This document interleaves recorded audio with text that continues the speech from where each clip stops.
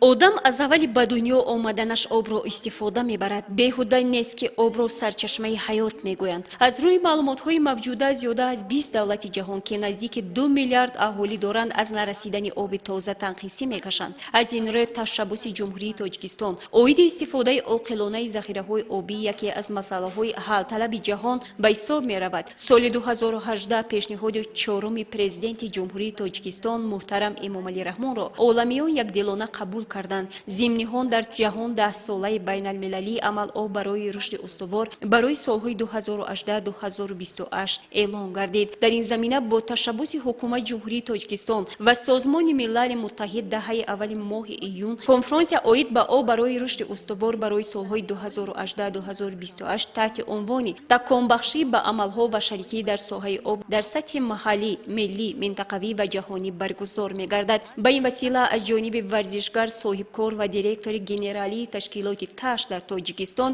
Мина Гулӣ марафони пиёдагардӣ давом ёфта. Дар ин раванд аз ҷониби ӯ аз 22 марти соли 2022 то 22 марти соли 2023 дар 48 давлати дунё 200 маротиба марафон дар масофаи 42,2 километр давидан анҷом меёбад. Чунин марафонро ба ифтихори 10-солаи байналмилалии об барои рушди устувор барои солҳои 2018-2028 дар қатори дигар давлатҳо Тоҷикистон низ ҷонибдорӣ намуда марҳилаи пиёдагардии варзишгар дар манотиқи кишварамон идома дорад. Мина Гулӣ пас аз анҷоми марафони давидан дар ноҳияи Дарвоз ва Ванҷи вилояти Мухтори Кӯҳистони Бадахшон ба самти Шуғнон қадам ранҷа фармуда, муовини раиси ноҳияи Шуғнон Гулғунча Саидарабзода ва дигар сокинон ӯро дар деҳаи бунии ноҳияи Шуғнон бо маҳбубияти хоса пешвоз гирифтанд.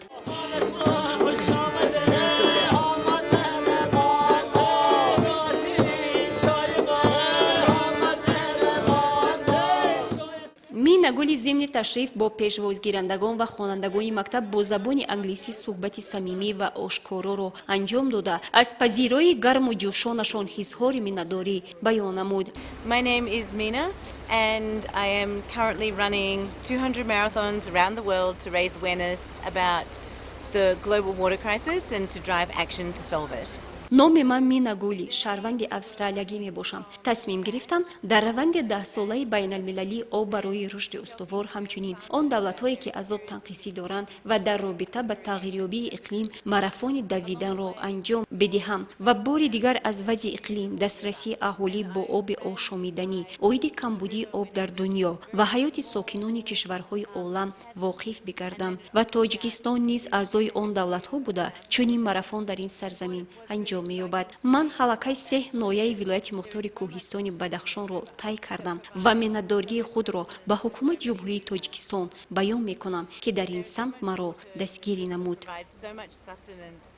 Бояд гуфт ки дар ҷумҳурии Тоҷикистон 11 маротиба марафони давидан ё пиёдагардӣ дар масофаи 42,2 километр аз ҷониби ин варзишгар анҷом меёбад ва зимни он оиди камбудии об маълумотҳо дастрас мегарданд.